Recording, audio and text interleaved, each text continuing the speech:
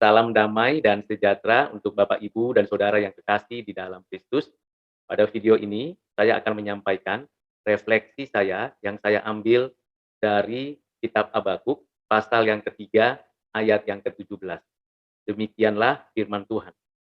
Sekalipun pohon ara tidak berbunga, pohon anggur tidak berbuah, hasil pohon zaitun mengecewakan. Sekalipun ladang-ladang tidak menghasilkan bahan makanan, kambing domba terhalau dari kurungan, dan tidak ada lembu sapi dalam kandang. Ayat 18-nya, namun aku akan bersorak-sorak di dalam Tuhan, beria-ria di dalam Allah yang menyelamatkan aku. Ayat 19-nya, Allah Tuanku, itu kekuatanku. Ia membuat kakiku seperti kaki rusa, ia membiarkan aku berjejak di bukit-bukitku. Demikian firman Tuhan yang sudah kita dengar dan baca. Kiranya kita berbahagia karena kita simpan firman Tuhan ini di dalam hati dan pikiran kita, dan kita memohon agar dapat kita terapkan dalam kehidupan kita sehari-hari. Amin. Bapak, Ibu, dan saudara yang kekasih di dalam Kristus, kata sekalipun merupakan buah dari iman yang sejati. Umumnya kita mengenal Tuhan dengan cara yang mekanis. Jika ada orang kaya dan berhasil, kita anggap orang itu diberkati oleh Tuhan. Jika ada orang susah dan menderita, kita anggap orang itu jauh dari hadapan Tuhan. Tetapi ada juga orang kaya yang beriman dan sungguh-sungguh takut akan Tuhan, dan ada juga orang miskin yang menjauhkan dirinya dari hadapan Tuhan. Jadi bukan apakah kita kaya atau apakah kita miskin yang menjadikan kita itu memiliki pengertian pengenalan akan Allah. Yang sesungguhnya diuji di dalam keseharian kita. Ketika kita mengalami kesusahan, kesulitan, ketidakberdayaan, apakah tetap kita bersukacita dan bersorak-sorai? Habakuk mengungkapkan refleksinya pengenalannya akan Allah, di mana dituliskan di sini sekalipun pohon ara, pohon anggur, pohon zaitun, buahnya yang seharusnya dapat dinikmati untuk kebutuhan hidupnya, untuk keperluan dari kesehariannya, ternyata ketiga pohon tersebut tidak berbunga, tidak berbuah, dan mengecewakan. Kehidupan kita kadangkala mengalami hal seperti itu. Apa yang kita ingin raih, kita ingin capai, ternyata tidak mendapatkan hasil apa-apa. Kita kecewa karena kita mengira dengan melakukan apa yang kita sudah rencana baik, tetapi kita tidak mendapatkan hasilnya. Bahkan sebaliknya kita mendapatkan kesulitan, penderitaan. Padahal ada orang yang santai-santai saja, yang tidak berbuat yang baik, tetapi seperti Pemazmur pasal 73 mengatakan, mereka sehat dan mereka memiliki kesenangan hidup. Dalam hal ini, Habakuk menyadari betul bahwa hidup kita adalah hidup yang selalu bergantung bersandar hanya pada pengenalan akan Allah yang benar. Bukan pada apa yang kita lihat dan dengar saja, tetapi apa yang Tuhan mau rencanakan dalam hidup kita.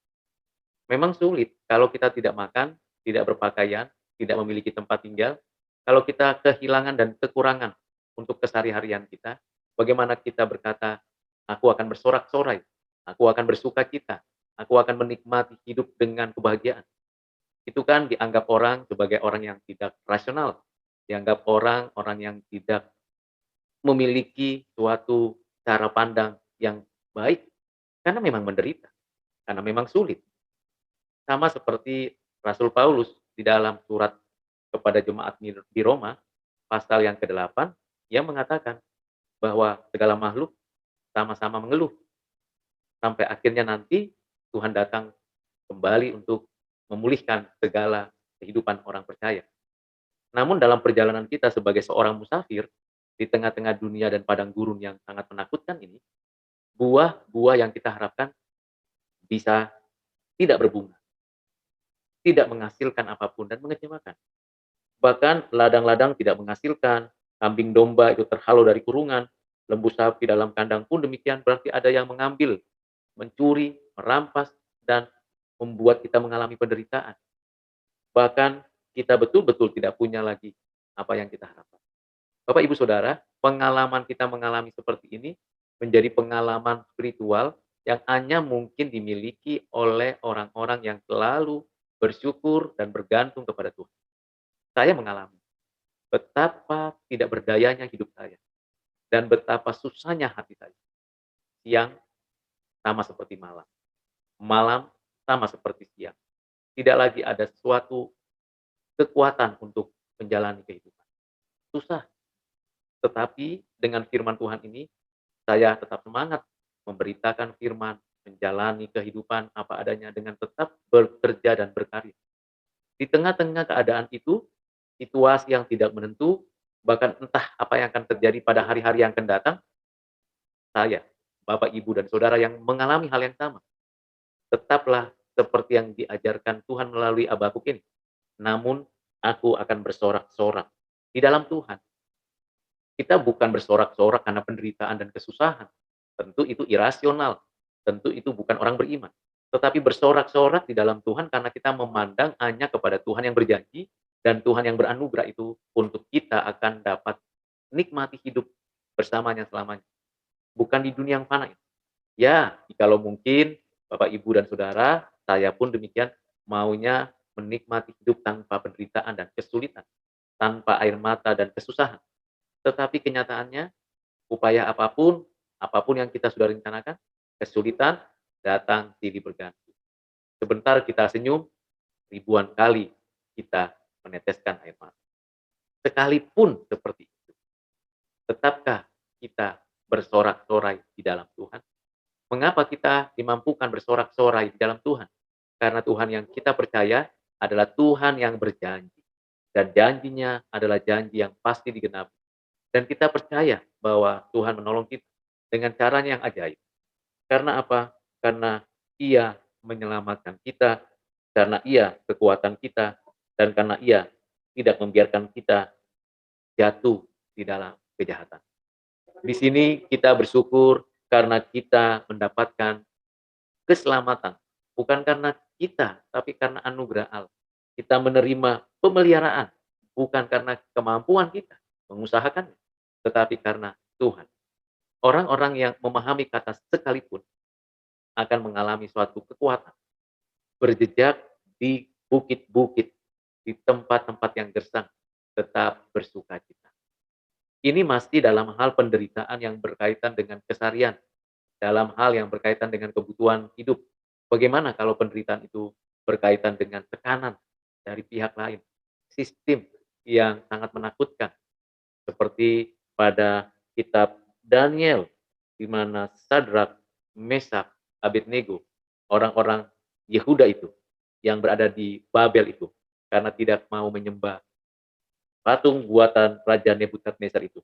Mereka dilemparkan ke api, tapi sebelum mereka dilemparkan ke api yang menyala-nyala itu, Raja Nebukadnezar meminta sekali lagi, "Maukah engkau menyembah patung buatanku?" Maka dengan tegas Sadrak, Mesak, Abednego, begitu juga dengan Daniel yang menyaksikan hal itu, tidak akan pernah mau menyembah patung buatan Raja Nebukadnezar. Taruhannya nyawanya, ancaman yang menakutkan. Mungkin Bapak, Ibu, dan Saudara, serta saya, belum mengalami atau berhadapan dengan ancaman seperti itu. Bagaimana kalau itu terjadi pada kita? Apakah kata sekalipun itu tetap masih kita pegang? Di sini dikatakan oleh Sadrak, Mesak, Abednego, "Jika Allah kami yang kami puja sanggup melepaskan kami, maka Ia akan melepaskan kami dari perapian yang menyala-nyala itu, dan dari dalam tanganmu, ya Raja." Dalam Daniel 3 ayat 18 dijelaskan sekali lagi, "Tetapi seandainya tidak, hendaklah Tuanku mengetahui, ya Raja, bahwa kami tidak akan memuja dewa Tuanku, dan tidak akan menyembah patung emas yang Tuanku dirikan." Seandainya tidak ada pertolongan, seandainya tidak dapat terhindarkan, kami tetap tidak menyembah berhala-berhala, sesembahan-sesembahan dari orang-orang dunia, orang-orang kafir, para penyembah berhala itu. Bapak, Ibu, Saudara, di dalam kisah Habakuk, bagaimana kebutuhan jasmani kita yang mengalami kesusahan dan tidak terpenuhi. Sedangkan di dalam kitab Daniel pasal 3 ini adalah keadaan yang sangat genting karena berkaitan dengan penyembahan. Seandainya tidak ada pertolongan, ada orang yang melakukan satu tindakan kejahatan, seandainya tidak sama sekali ada orang yang peduli, yang memperhatikan kita, seandainya tidak pun, janganlah kita memalingkan diri kita dari hadapan Tuhan. Pandanglah pada Tuhan Yesus Kristus yang telah mati menebus kita, yang telah bangkit memberikan kehidupan kepada kita, yang duduk di sebelah kanan Allah Bapa, yang menyediakan tempat bagi kita, dan segera datang kembali untuk menempatkan kita di langit dan bumi yang baru. Mari Bapak, Ibu, dan Saudara yang kasih dalam Kristus, seandainya tidak, tetaplah meminta kekuatan supaya kita setia dan tetaplah sekalipun apapun yang terjadi, tetaplah kita bersandar dan bergantung kepada Tuhan. Bisa jadi kita tidak lagi bisa menikmati makanan, tidak berpakaian, tidak punya tempat tinggal, dan mengalami kesengsaraan. Sekalipun seperti itu, tetaplah bersorak-sorai. Tetaplah mengerjakan panggilan Tuhan untuk kita menjadi berkat bagi orang. Seandainya pun kita tidak lagi ada orang-orang yang dekat yang mau memperhatikan kita. Seandainya pun tidak ada lagi orang-orang yang mau mendoakan kita, yang peduli dengan kita. Seandainya itu terjadi, tetap kita harus bergantung bersandar kepada Tuhan, memohon belas kasihan Tuhan. Agar kiranya Bapak, Ibu, dan Saudara, saya, kita sekalian, menyaksikan Tuhan yang bekerja dengan dinamis, dengan fleksibel, dengan kuasanya, kekuatannya, dan otoritasnya atas hidup kita dan atas alam semesta ini. Dan kita dapat berkata kepada dunia ini, pandanglah kepada Kristus, Raja semesta. Kiranya Bapak, Ibu, dan Saudara diberkati Tuhan melalui renungan singkat ini. Silakan dipikirkan kembali, direnungkan kembali, bagikan kepada siapa saja yang merasa video ini bermanfaat bagi Bapak, Ibu, dan Saudara, dan keluarga yang lain. Tuhan Yesus memberkati.